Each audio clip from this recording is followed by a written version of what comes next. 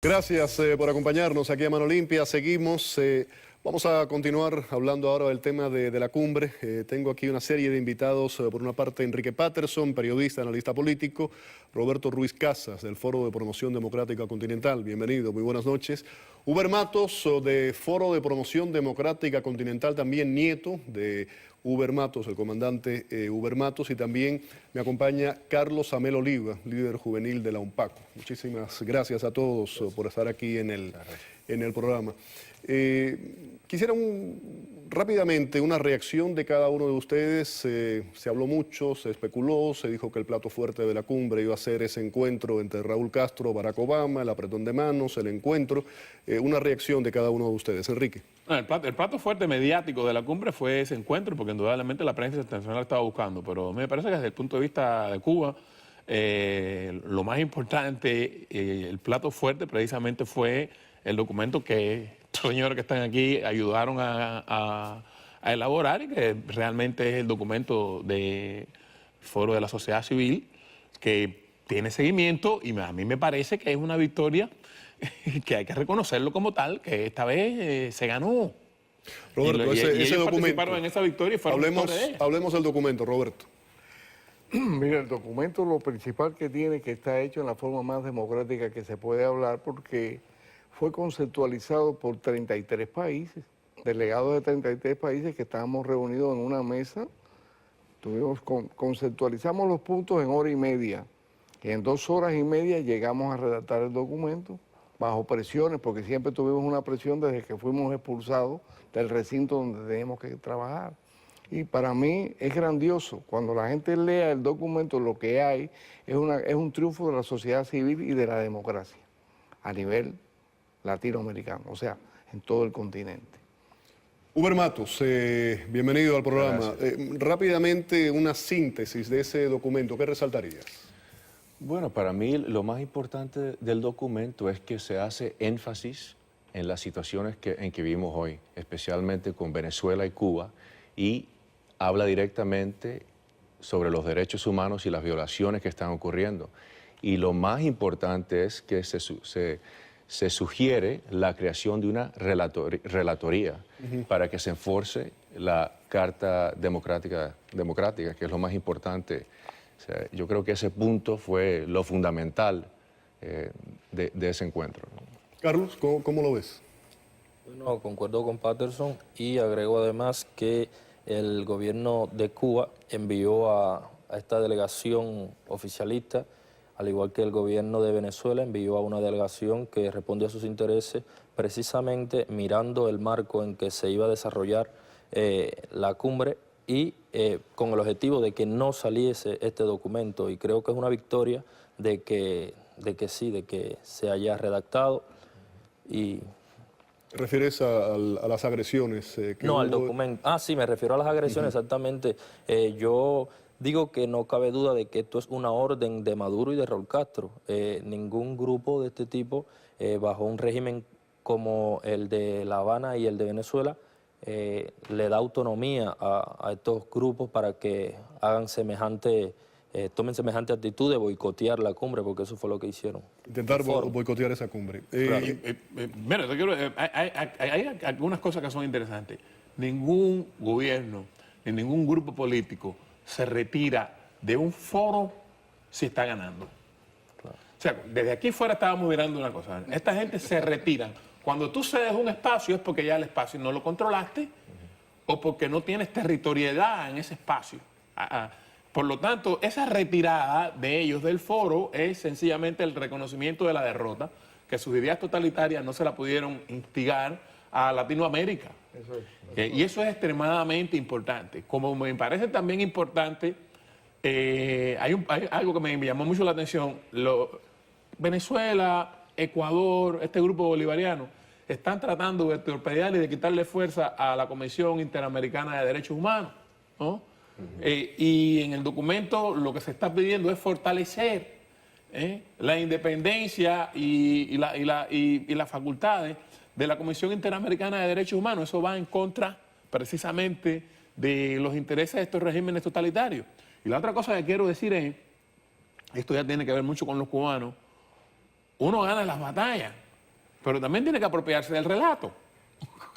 Porque si no, el que controla el relato, entonces esto hay que explicarlo y hay que decirlo para que la gente sepa que se ganó y para que ellos no se apropien de un relato que es inexistente. Van a tener que inventar un relato allí porque realmente allí fueron derrotados.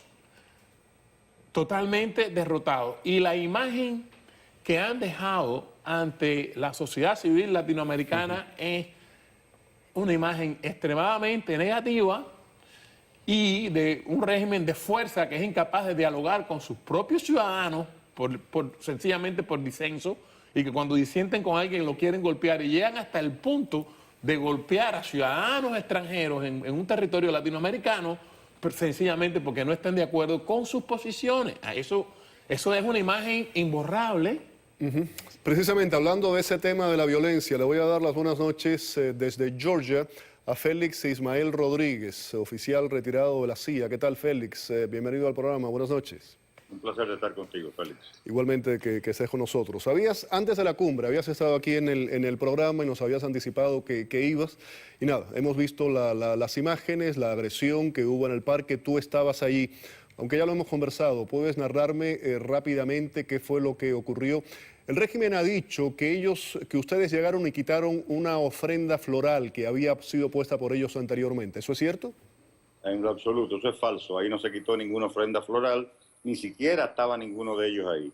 Después nos enteramos de la razón por la cual la policía fue a tomarnos, era porque el embajador cubano había llamado y falsamente les había dicho a las autoridades panameñas de la policía que él estaba en ese momento en el parque y que habíamos llegado nosotros entonces a arrebatarle el acto y actuar con violencia, lo cual es totalmente falso y no había nadie cuando llegamos nosotros al parque ese. En el discurso de Raúl Castro te menciona, vamos a escucharlo. Los terroristas eran los que ponían los muertos. ¿De dónde venía el terror entonces? ¿Quiénes lo provocaban? Algunos de los que incluso han estado por Panamá en estos días, como el agente de la CIA Rodríguez, que fue el que asesinó al Che y se llevó sus manos cortadas para probar por sus huellas digitales, no sé en qué lugar, que se trataba del cadáver del Che, que después recuperamos por la gestión de un gobierno amigo en Bolivia. Félix, ahí lo escuchabas. ¿Tu respuesta a esto? Mira, obviamente eso es una gran farsa y mentira por parte de él. Él sabía perfectamente cuál fue la actuación mía con respecto a lo del Che Guevara cuando regresó a Cuba el ministro del Interior, Arguedas, que fue el que le llevó las manos, que Cuba mantiene la custodia de las manos del Che Guevara ya. Y eso me lo contó el coronel Dalier Alarcón Ramírez en París, de que ellos hasta ese momento pensaban que yo era el que lo había asesinado, hasta que llegó el ministro Arguedas, que le explicó la realidad y le explicó que yo traté de salvarle la vida, pero que eran órdenes del gobierno boliviano. Félix, se había filtrado información de que tú ibas a estar allí. Yo te mencioné anteriormente, en otra oportunidad que conversamos recientemente, que había un periódico que tenía un titular que ya había sido hecho en el que se decía asesino del Che Guevara presente en Panamá. Eso estaba, la información se había filtrado y todo esto estaba preparado. Sí, mira, pero yo me entero de eso la mañana que fuimos a poner la ofrenda por un periodista mexicano acreditado en Costa Rica, que es el que me dice de ese tipo de declaración que habían hecho ellos.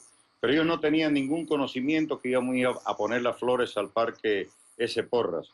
Ellos simplemente cuando llegamos nosotros es que ellos se percatan de la presencia de un grupo ahí y es cuando se abren las puertas de la embajada cubana y salen los 17 o 18 de estos tipos, incluyendo al coronel de inteligencia que está operando en Venezuela, que es el que empieza a dar, no solamente verbalmente, sino empezaron a atacar y sobre todo a las damas que estaban presentes. Ellos no tenían ningún conocimiento cuando aquello de que yo iba a estar presente en ese acto. Después, posteriormente, vi que habían dicho que yo lo había provocado porque yo era el que había dicho que íbamos a ir cuando yo nunca hice ninguna declaración. Es un acuerdo que se tomó en esa reunión en el cual yo estaba presente simplemente. Y entonces dicen que yo fui a provocar, pero que yo no me encontraba en el lugar, que yo no fui.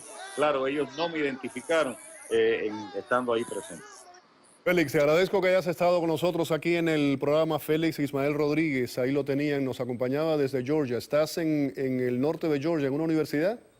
Sí, estuve hablando hoy en la Universidad del Norte de Georgia, un grupo de estudiantes de 100 y pico, 200, y ya me regreso mañana a Miami.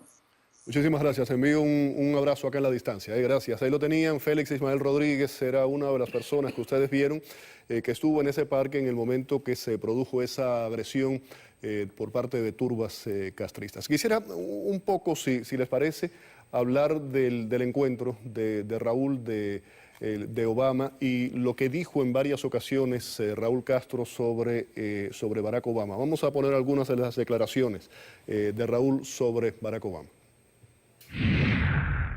Le pido disculpas porque el presidente Obama no tiene ninguna responsabilidad con nada de esto. De los, ¿cuántos presidentes hemos tenido? 11, 12. 10 antes que él. 10 antes que él. Con los cuales todos tienen deuda con nosotros, menos el presidente Obama. Después de decir tantas cosas duras de un sistema, es justo que le pida disculpas. Porque yo soy de lo que pienso, y así se lo he manifestado a unos cuantos de jefes de Estado y de gobierno que veo aquí reunidos, en reuniones particulares que he tenido en mi país al recibirlo, que según mi opinión el presidente Obama es un hombre honesto. Admiro su origen humilde y pienso que su forma de ser obedece a ese origen humilde de él. Hay que seguir luchando y apoyando al presidente Obama en sus intenciones de liquidar el bloqueo.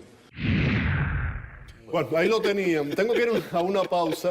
Voy a regresar con Enrique, con Roberto, con Uber y también con Carlos aquí en la mesa de trabajo. Y también al regreso voy a conversar con Glenda Umaña, periodista, presentadora de televisión, que fue invitada, por cierto, a esa cumbre por la cadena Telemetro de Panamá. Y ella tuvo en un momento determinado la ocasión de conversar, de hacer una pregunta a Raúl Castro. Vamos a la pausa. Volvemos.